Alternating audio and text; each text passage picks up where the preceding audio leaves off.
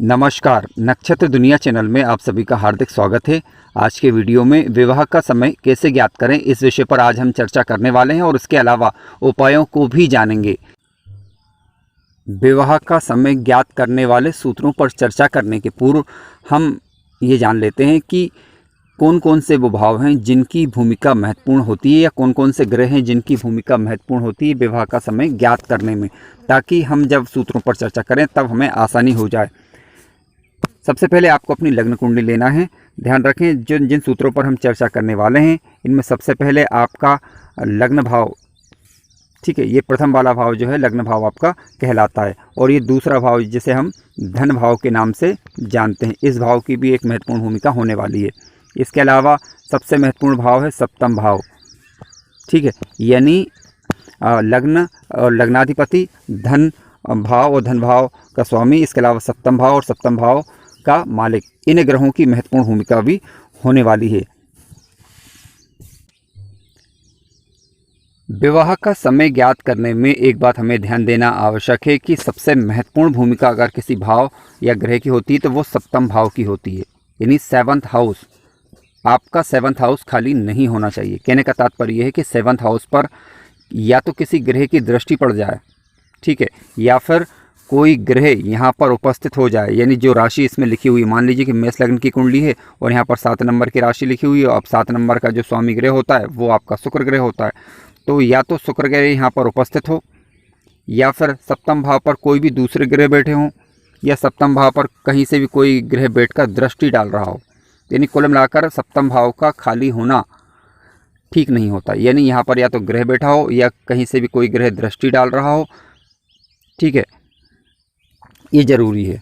अगर सप्तम भाव खाली रहेगा या किसी भाव की किसी भी ग्रह की अगर इस पर दृष्टि नहीं पड़ेगी तो विवाह या तो विलंबित होता है या रुकावटें आती हैं फिर।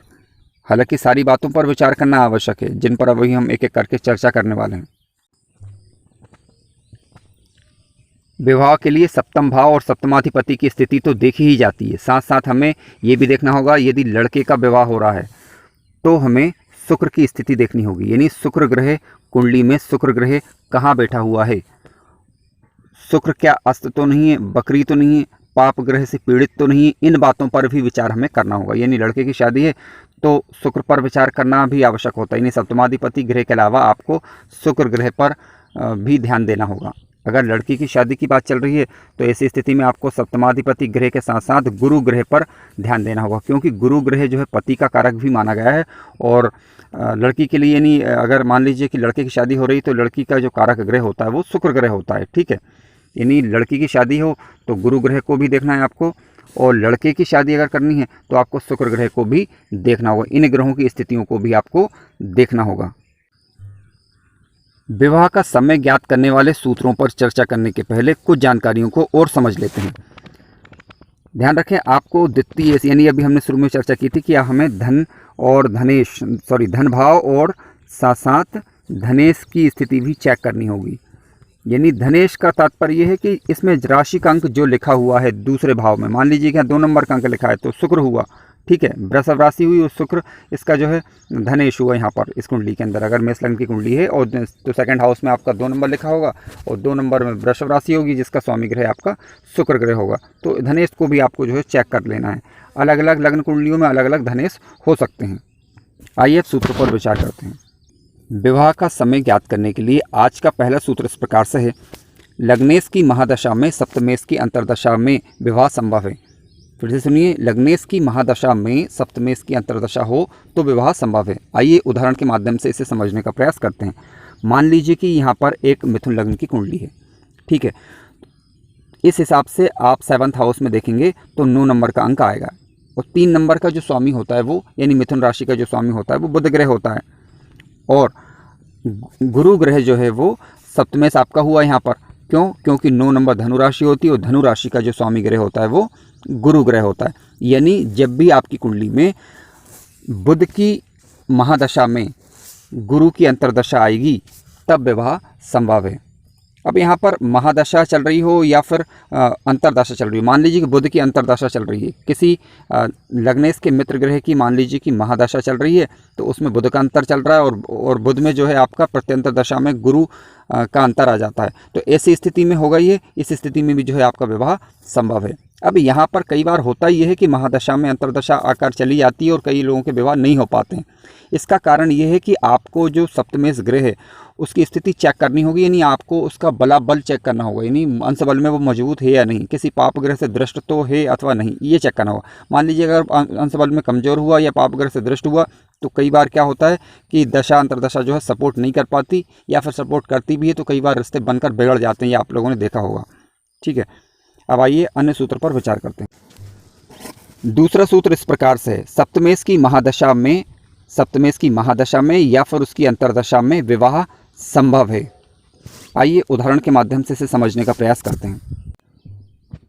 मान लीजिए कि तुला लग्न की कुंडली है, ठीक है, तुला लग्न की कुंडली होगी तो सप्तम भाव में 1 नंबर का अंक लिखा होगा, 1 नंबर का यानी 1 नंबर लिखा होगा, तो इसका जो मालिक ग्रह हुआ वो आपका मंगल ग्रह हुआ। क्यों? क्योंकि 1 नंबर की राशि जो है वो मेष लग्न की कुंडली में होती है। ठीक है, इसका स्वामी ग्रह मंगल ग्रह होगा, यानी जब भी इस कुंडली में मंगल की दशा, महादशा या अंतरदशा आएगी तब विवाह संभव है। संभव है इसलिए बोल रहे हैं हम क्योंकि निर्भर करेगा मंगल की प्लेसमेंट, यानी मंगल कहीं ऐसे स्थान पर बैठ गया जाकर जहाँ से वो सप्तम या तो 7th हाउस पर दृष्टि न डाल पाए, पहली चीज़। दूसरी बात यह है कि मंगल की लग्नेश से मित्रता नहीं हो, यानी शत्रुता हो, तब भी विवाह जो है विलंबित हो सकता है या विवाह नहीं हो, ऐसी स्थिति निर्मित हो सकती है। लेकिन संभव है, अगर मान लीजिए कि मंगल शुभ है इस कुंडली के अंदर, तब बिल्कुल सप्तमेश की महादशा अंतरदशा में विवाह संभव होता है। आइए अब अन्य नियम पर विचार करते हैं। विवाह का समय ज्ञात करने का आज का तीसरा और काफ़ी महत्वपूर्ण सूत्र इस प्रकार से है, सप्तम भाव में बैठे ग्रह की महादशा या अंतरदशा में भी विवाह संभव होता है। आइए इसे उदाहरण के द्वारा हम समझने का प्रयास करते हैं। मान लीजिए कि तुला लग्न की कुंडली है, ठीक है, और शुक्र ग्रह मान लीजिए कि आपका सप्तम भाव में बैठा हुआ है, शुक्र ग्रह बैठा हुआ है, सूर्य भी मान लीजिए कि बैठ गया है यहाँ पर, मान लीजिए यहाँ पर बुध ग्रह भी बैठ गया। ठीक है, 3 ग्रह मान लीजिए सप्तम भाव में आपके आकर बैठ जाते हैं। तो हमारा सूत्र ये कह रहा है कि सप्तम भाव में बैठे ग्रह की महादशा या अंतरदशा में भी विवाह संभव है। जी बिल्कुल, आपको केवल ये देखना है कि लग्नेश से इनकी मित्रता है या नहीं। ठीक है, जो ग्रह बैठा हुआ वह अंश बल में अगर मजबूत है, अस्त नहीं है, वक्री नहीं है, तो विवाह जो है संभव होता है। अब कई लोगों का प्रश्न यहाँ पर हो सकता है कि अगर क्या कोई ग्रह अस्त हो या वक्री हो तो क्या विवाह नहीं होगा? जी बिल्कुल विवाह होगा, लेकिन निर्भर करेगा कि वह अंशबल में कितना मजबूत है। अगर अंशबल में कमज़ोर हुआ, मान लीजिए उसका प्रभाव ही नहीं हुआ उस भाव के अंदर या 7th हाउस के अंदर, तो वो किस तरीके से विवाह योग निर्मित कर सकता है, आप ही यहाँ पर समझ सकते हैं आसानी से। लेकिन अगर उसमें अंशबल में वो मजबूत हुआ तो बिल्कुल उसकी महादशा अंतरदशा में विवाह संभव है। आइए अब अन्य सूत्र पर विचार करते हैं। विवाह का समय ज्ञात करने के क्रम में अगला सूत्र इस प्रकार से है कि सप्तम भाव पर दृष्टि डाल रहे ग्रह की महादशा या अंतरदशा में भी विवाह कई बार संभव होता है। फिर से सुनिए, सप्तम भाव पर दृष्टि डाल रहे ग्रह की महादशा या अंतरदशा में भी विवाह संभव होता है। आइए इसे उदाहरण के द्वारा हम समझने का प्रयास करते हैं। मान लीजिए कि यहाँ पर तुला लग्न की कुंडली है, ठीक है, तुला लग्न की कुंडली में जो लग्नेश हुआ वो शुक्र ग्रह हुआ। मान लीजिए कि लग्नेश शुक्र जो है आपका लग्न में ही बैठ गया। अब यहाँ से ये सप्तम भाव पर ये दृष्टि डाल रहा है। अब जब भी कुंडली में शुक्र की महादशा अथवा अंतरदशा आएगी तब विवाह संभव होता है। ठीक है, अब मान लीजिए कि यहाँ पर इस कुंडली में कोई भी ऐसा ग्रह कहीं पर भी बैठा हुआ है, लेकिन कहीं से भी उसकी दृष्टि अगर 7th हाउस पर पड़ रही है तो विवाह योग निर्मित करता है, बशर्ते वो लग्नेश का मित्र हो या सप्तमेश का मित्र हो। ठीक है, लग्नेश का मित्र हो या सप्तमेश का मित्र हो। अब इस कुंडली की बात करें तो यहाँ पर लग्नेश स्वयं ही दृष्टि डाल रहा है 7th हाउस पर। ठीक है, अब हाँ, यहाँ पर थोड़ा विचारणीय बात यह है कि कई बार होता यह है कि सप्तमेश की महादशा अंतरदशा बचपन में होकर निकल जाती है। अब बचपन में होकर अगर निकल जाएगी तो उस स्थिति में तो विवाह संभव नहीं हो पाएगा ना, क्योंकि विवाह की एक उम्र निश्चित है। ठीक है, उस उम्र के पश्चात मान लीजिए कि आप विवाह योग्य उम्र हो गई है, उस उम्र के पश्चात अगर मान लीजिए उस ग्रह की दशा अथवा अंतर्दशा आ रही है, तब विवाह संभव होता है। आइए अब अन्य नियम या सूत्र पर विचार करते हैं। अन्य सूत्र इस प्रकार से है। मान लीजिए कि आप लड़के की शादी का विचार कर रहे हैं, ठीक है, तो आपको शुक्र की महादशा अथवा अंतर्दशा भी देखनी होगी। लड़के की शादी की बात चल रही है तो शुक्र की महादशा या अंतर्दशा आपको देखनी होगी, क्योंकि शुक्र की महादशा या अंतर्दशा में विवाह संभव होता है। अब क्योंकि शुक्र को जो है लड़की का कारक माना गया है। अब शुक्र ग्रह की अगर लग्नेश से मित्रता हुई या सप्तमेश से मित्रता हुई या शुक्र ग्रह की दृष्टि अगर 7th हाउस पर पड़ रही है, तो उस स्थिति में भी विवाह के योग निर्मित होते हैं। ठीक है, मान लीजिए कि लड़की की शादी की बात चल रही है, तो गुरु की महादशा अथवा अंतर्दशा आपको चेक करनी होगी।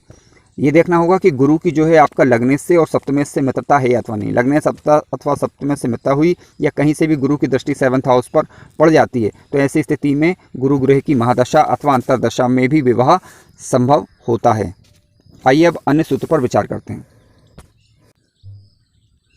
अगला सूत्र इस प्रकार से है कि यदि भाग्येश ग्रह कि कहीं से भी अगर 7th हाउस पर दृष्टि पड़ जाती है, तब भी विवाह संभव होता है। आइए उदाहरण के द्वारा से समझने का प्रयास करते हैं।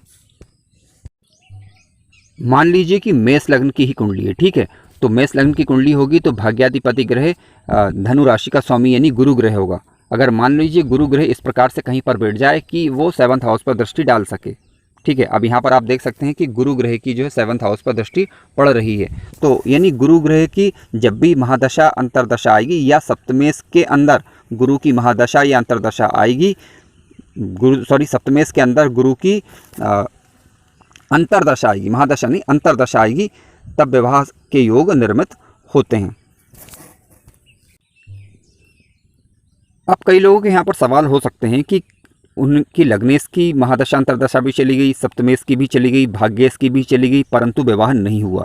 तो देखिए इसका कारण ये हो सकता है कि आपको ये देखना होगा कि सप्तम भाव पीड़ित तो नहीं है, यानी ये वाला भाव 7th हाउस, मान लीजिए मेष लग्न की कुंडली है, ये 7th हाउस पीड़ित तो नहीं। पीड़ित होने का तात्पर्य है या कोई पाप ग्रह की दृष्टि तो नहीं डाल रहे हैं, आपको यह चेक करना होगा।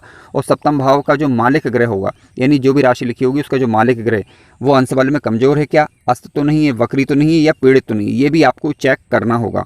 इसके अलावा 7th हाउस का जो कारक ग्रह होता है, मान लीजिए कि यहाँ पर तो 7 नंबर लिखा हुआ तो शुक्र ग्रह ऑलरेडी इसका जो है मालिक हुआ, लेकिन अगर हम मान लीजिए कि किसी अन्य लग्न की यहाँ पर ये कुंडली होती तो आपको शुक्र की स्थिति भी चेक करनी होगी।